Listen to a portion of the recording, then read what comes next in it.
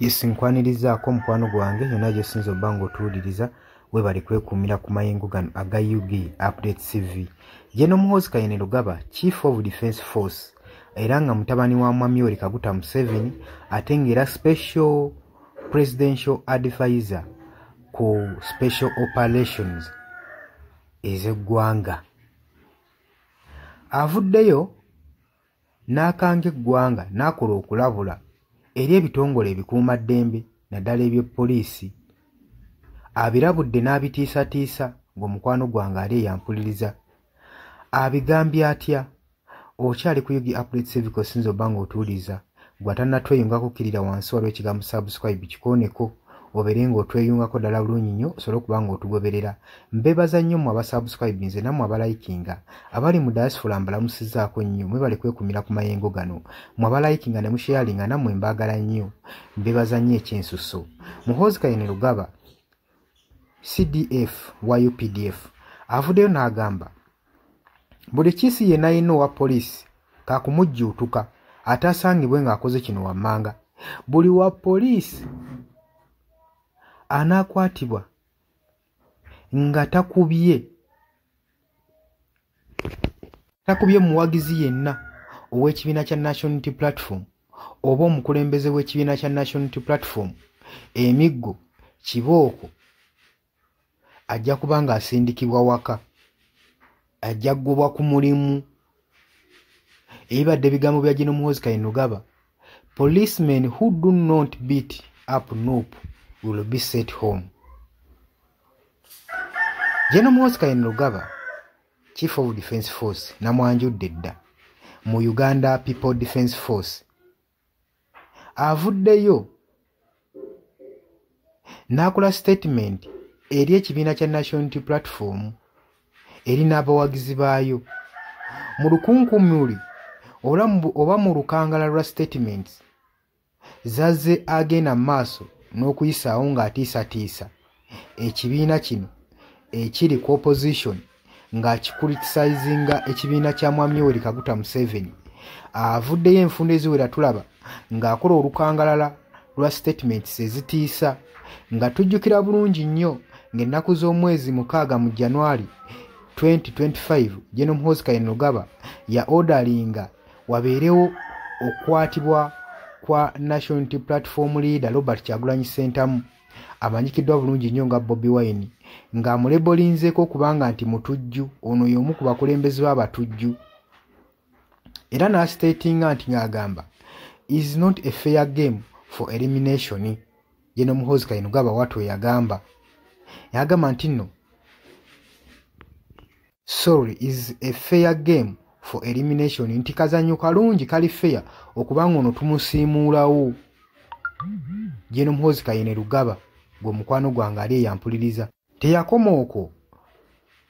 Ku January nga 16 2025 era yavaayo n'adirectinga ba security agencies zonna okukwata National Unity Platform oba abawagizi bonna aba opposition abanaasangibwa nga bambadde attires ezifaanaganako military uniform.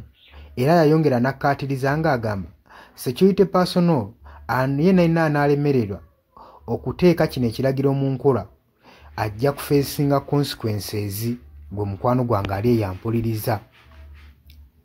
Takomye okwo kati ne kati ng'ennaku z'omwezi 11 March 2025 agenze ku mukutu gwe ogwa Twitter n'awooninga n'alabula police officers abanaasangibwa nga nti bateekinze action eri against National Unity Platform abawagizi baakyo saako n'abakulembeze ajja kuba abadisimisinga ku service, ajja bagoba, ajja kuba abalekuliza ku mulimu.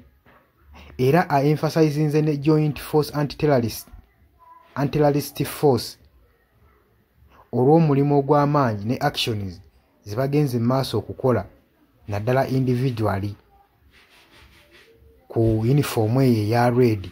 Agenze maaso n'abeebaza. Tetumanyi nti nno kino kitwalawo eggwanga gwe mukwano gwange ali eyampuliriza. golowooza General Muhoozi Kainerugaba ku bigambo byayogera asaanidde okutuula mu kifo ekyo ekyokubeera Chief of Defence Force ng'omuntu alungamya amagye g'eggwanga ekkulu Uganda? Njagala ombuulire jangu mu comment section otangaaze eggwanga gwe mukwano gwange ali eyampuliriza. Mbategeeza nti nno mubadde ku Yugi Updates TV era nga mwebale kubeera kwekumira ku mayengo gano. Gwe inaatana kubanga osubscribinga nyongera maaso n'okutegeeza nti genda wansi waliwo ekigambo subscribe kikooneko obeere ng'otwegattako ddala bulungi nnyo gwe mukwano gwange ali eyampuliriza. Ate era nga nze mbagaliza olunaku olulungi obubaka obwo bwe mbalekeddeko nabo bubabeeremu mukwano gyange abali eyo abampuliriza. Mbagala nnyo mweraba. Yes, alright. Oli ku Yugi Updates TV kusinza obanga otuwuliriza mukwano gwange yonna gy'osinzira okubanga otuwuliriza. Kutegeeza nti no ggwe atannatweyungako kkirira wansi waliwo ekigambo subscribe kikooneko obeere ng'otweyungako ddala mukwano gwange gwali eyampuliriza. Abula gwe yenna agenze maaso n'okuba ng'osubscribinga nkubiriza wansi waliwo akadde tewerabirako na mukadde nabagamba nti akadde kano kabayambako okubaleetera notification message okubategeeza oba okubalaatinga nti waliwo message waliwo obubaka obuze ku Yugi Updates TV gwe mukwano gwange ali eyampuliriza. Abali emitala w'amayanja, abali e Qatar, abali Oman, abali e Dubai, abali Saudi Arabia, abali mu UK, abali mu USA, abali mu Canada, abali mu South Africa, namwe abali ku mirwane Kenya, saako namwe abali e Dubai. Mbatumiddeko nnyo. Mwebale mulimu gw'amaanyi gwe mukola ogw'obutaweera okulaba nga mutuninga Yugi Updates TV buli kadde mubeerako ne mujagala ne musharinga ne mukomentinga.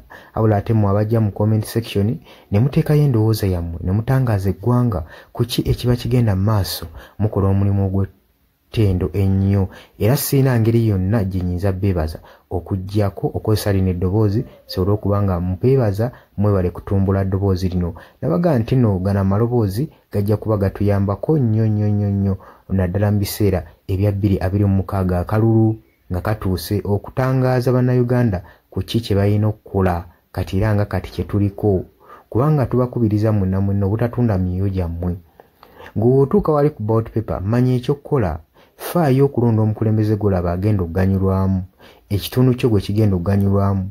Tolonda muntu lwa yo personal interest nti oba oyina omuyinako akakwate alina kyagenda okukolera, wabula londa oyo golaba agenda okugunyonya ekitundu kyo ng'agenda kigasa nga tali selfish nga sinna kyemalira nga atugasa ng'olaba alina kyagattako alina kyayongera ku ggwanga gwe mukwano gwange ali eyampuliriza.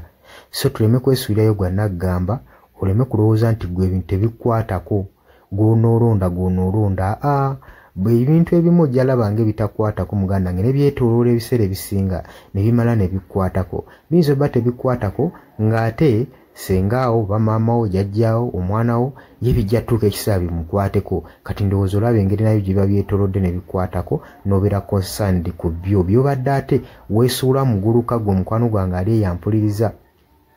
Habula nyongera okumaaso n'okubategeeza nti mmwe abaagala okulanga ne Yugi Updates TV ennamba y'essimu eya WhatsApp tugitaddewo awo gwe yenna ayagala okulanga naffe ng'oyagala kukuba bizinensi yo mu bantu, oyagala kulaakulanya bizinensi yo, oyagala emanyikibwe. WhatsAppinga kweyo ennamba ojja kuba ng'osobola okuba ng'otufuna gwe mukwano gwange ali eyampuliriza. Sobola okuba nga tukulangira bizinensi yo naawe ogikuba abantu.